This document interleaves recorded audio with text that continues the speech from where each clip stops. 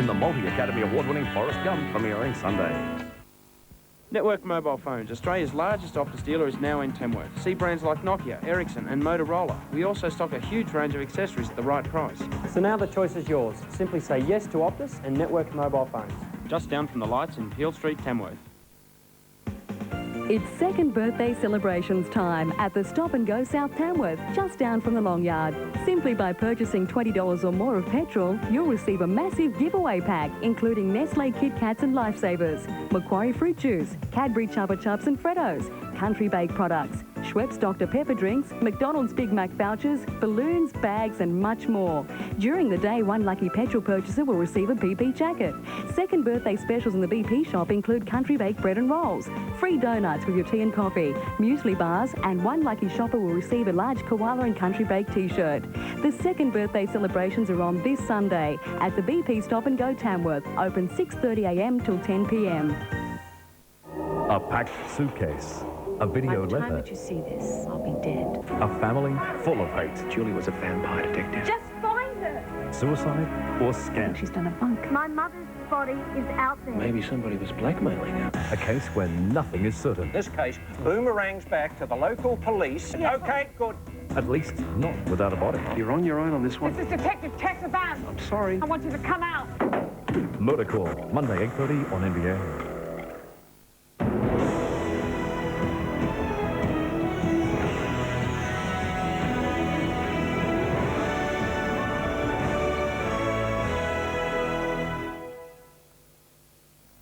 Good evening, I'm Jodi McKay with the late edition news. Tonight, a woman arrested in connection with the Armidale pedophile ring. Sydney to host the 2002 International Gay Games. And a second test in jeopardy as Australian cricketers consider strike action.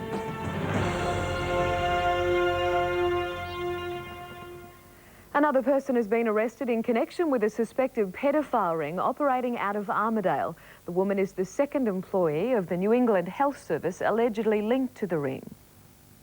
Police from the Child Protection Enforcement Agency raided an Armidale home and arrested a 30-year-old woman. She's been charged with aggravated indecent assault on a 14-year-old boy and assaulting a 17-year-old male during incidents which allegedly occurred in April and September this year. It's been confirmed the woman is an employee of the New England Area Health Service, the second person from the service to be charged with child sex offences. 34-year-old Michael Stephen Bindley was charged with a range of offences. He was later found dead in a car from carbon monoxide poisoning. Another man also facing charges was pulled from the car and remains on life support in a Brisbane hospital. The New England Area Health Service has appealed for community calm. As far as I know, this is the end of the issue as far as New England Health is concerned, and I'd just like to assure the people again that the vast bulk of the community health services, both in Armidale and throughout the area, are delivering a first-class service, and I think we need to keep that in perspective. Chairman Jim Marr says the woman has been suspended and is urging the public to support the health service. Well, I think these are serious allegations that have been made and that they do need addressing. As I said, we deliver a first-class service, and it's up to the administration to ensure that there are steps put in place to try and prevent the reoccurrence of such issues. Meanwhile, police will continue their investigations and expect to make more arrests. Charges are still to be laid over the murders of BEGA teenagers Lauren Barry and Nicole Collins. Two men remain in custody, with Victorian police taking over the investigation. Extradition proceedings are expected soon. Today, there was more distress for the girls' parents, with revelations that one of the men being questioned over the murders was on bail when they disappeared. This afternoon, the parents of the two girls were taken to the site where their bodies were found. Followed revelations that one of two men questioned by police was free on bail when the girls disappeared. His trial was aborted when New South Wales Police Minister Paul Whelan quoted pedophile statistics. The judge said the comments were prejudicial and released the man. The Carr government today warned both the media and politicians to be careful how they publicise the case, but the state opposition still questioned the bail laws. The community has a right to expect that in certain cases, for example, multiple sex offences against children, there's not going to be a presumption in favour of bail. News of the controversy brought further anguish for the girl's parents.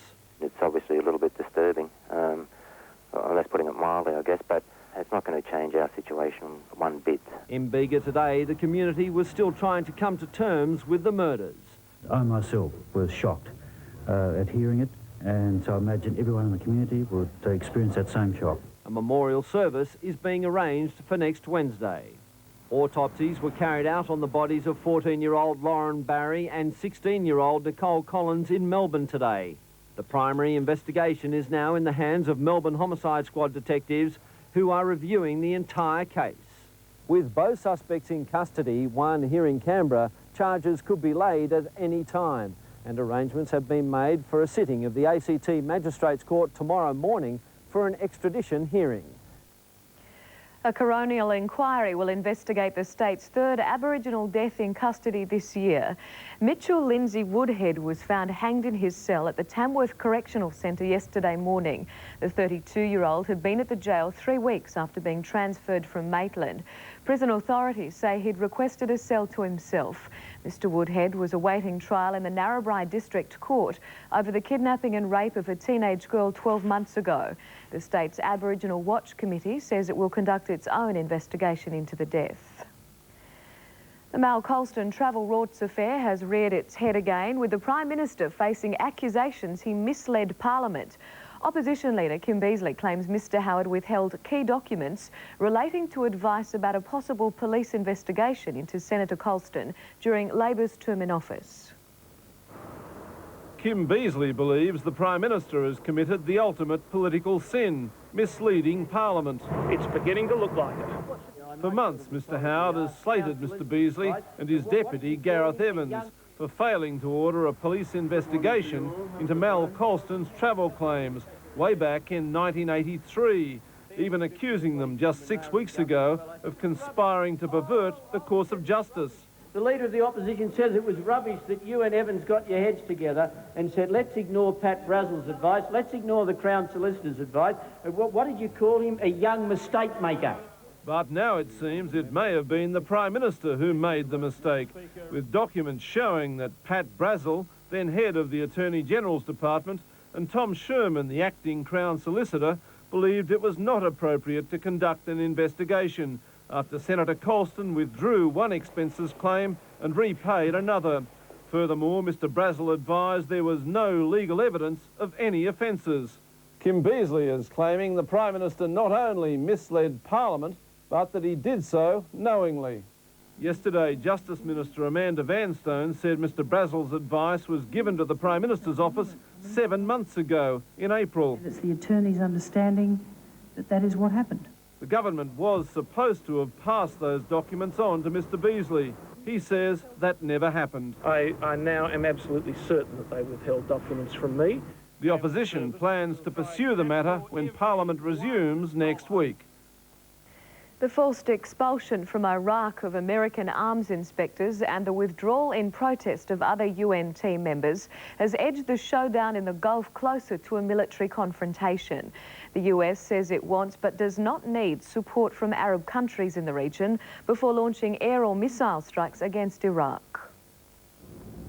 The 6 US weapons inspectors crossed into Jordan just before dawn, after a 7.5-hour night drive across the Iraqi desert from Baghdad. The tedious journey made necessary because Baghdad refused them permission to fly. An Australian and a Briton were with them, while 68 other inspectors, including 4 Australians, flew to Bahrain, pulled out by the UN on principle after the expulsion. It was always going to be one in, one out, all out. Their abrupt departure has left virtually no one watching over Iraq's weapons of mass destruction for the first time since the Gulf War. I concede that at least for this period of temporary withdrawal, our database, our knowledge of their activities will decline.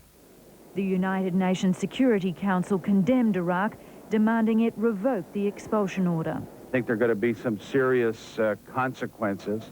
We are going to discuss this issue with our allies. That's the first step. Iraqi Foreign Minister Tariq Aziz remains defiant. We are not scared of the threats being made by the Americans. As the diplomatic war of words continues in New York, the American battle group led by the USS Nimitz is maintaining its presence off the coast of Iraq.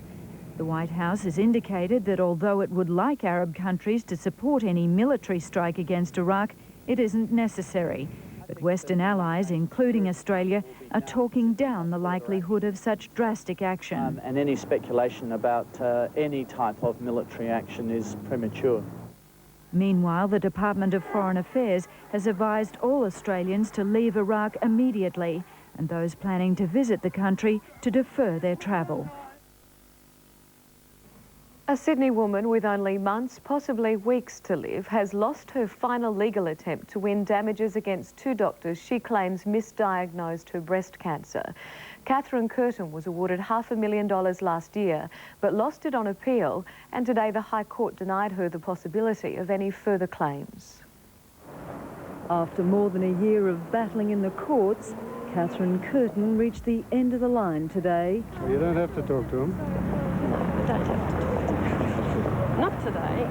The High Court finally ending her hopes for $500,000 in compensation, money she was awarded only last December, when a Supreme Court judge blamed her two doctors for failing to diagnose her breast cancer because they thought she was too young. 5 months later, the two doctors had the decision overturned by the Court of Appeal. But even then, Catherine remained remarkably philosophical. I don't know how long I've got to go, but I feel good, and that's as much as I can hope for. With months, possibly only weeks to live, a more frail Catherine walked from the court today, the High Court claiming she simply had no grounds to continue her fight. Catherine's already spent a lot of the money on medical expenses, but today's decision means she faces the almost impossible task of having to give it all back. And on top of that, she's also been ordered to pay her two doctors' legal bills. Ahead in NBN's late edition news, New South Wales introduces Australia's toughest anti-pollution laws, and Sydney to host the world's biggest gay athletics event.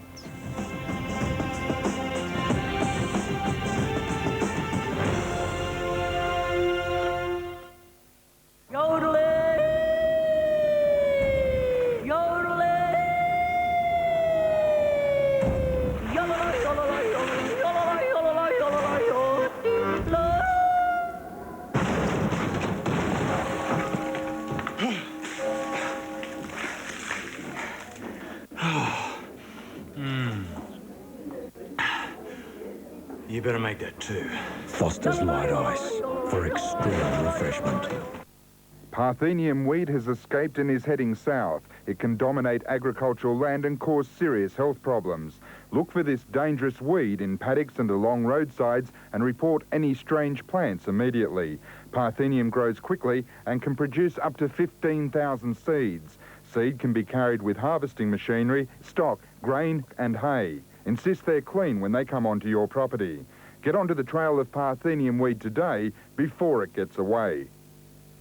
This cute little free-spirited Philips TCD 308 digital mobile phone comes with free connection. 0, zip, nil connection fee, which equates to a whopping $65 saving. You'll need to be quick. Free connection ends Saturday the 29th of November. Trust network phones to put savings first. To discover the galaxy's most advanced ducted evaporative air conditioner, contact your nearest Breeze Air dealer. PBS Tamworth, Wilton Burrell, Inman's Moree. Breeze Air, light years ahead, years ahead, years ahead. Peel Valley Tiles and Ceramics stock one of the largest ranges of wall and floor tiles in the northwest. Ceramics, mosaics, slate, marble or quarry tiles. No matter what you're looking for, Peel Valley Tiles is your one-stop tile shop.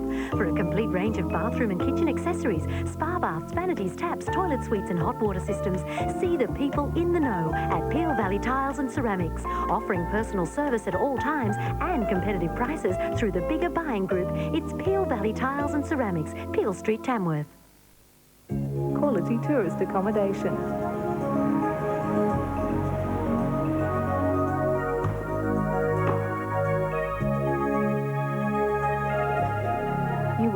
be disappointed.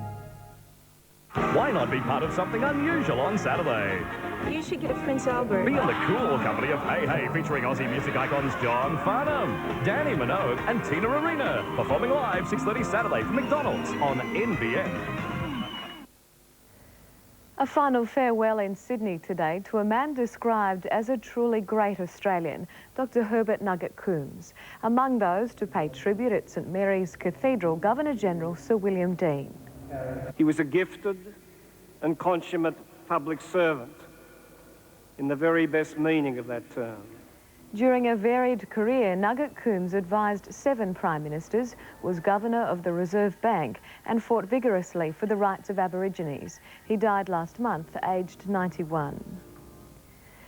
The state government is cracking down on polluters, today announcing the toughest laws in Australia. Companies found guilty of polluting can now be fined up to $1 million, while individuals could be jailed for 7 years. It's the biggest overhaul of pollution laws in almost 40 years, and the government claims it finally gives teeth to the regulations protecting the environment. It's going to make it easier to actually prosecute offending companies. For example, it's going to increase fines for those offences. It's doubling the fines. A single piece of legislation replaces no fewer than 7 complex and confusing separate laws. Red tape is slashed, and laws covering the overall impact of pollution, air, noise, water and general waste, are combined for the first time.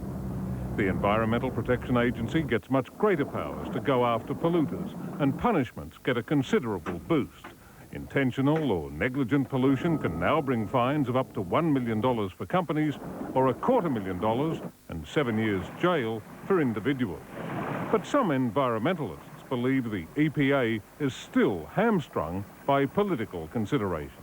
They are more concerned about the private property rights of developers and polluters than the fundamental responsibility they have to the public. But the environmentalists and the rest of us make one further point. As long as open stormwater drains like this one empty onto beaches like Coogee, the pollution problems of Sydney will never be solved.